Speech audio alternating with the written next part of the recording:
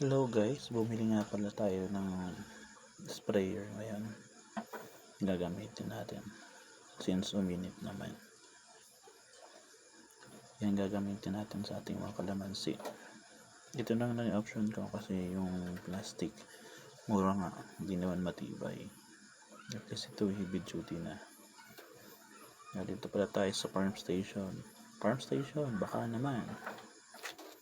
Char. Ayan na si kuya.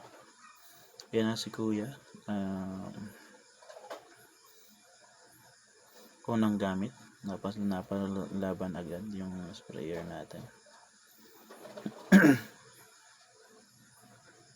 Okay naman daw, magaan gamitan.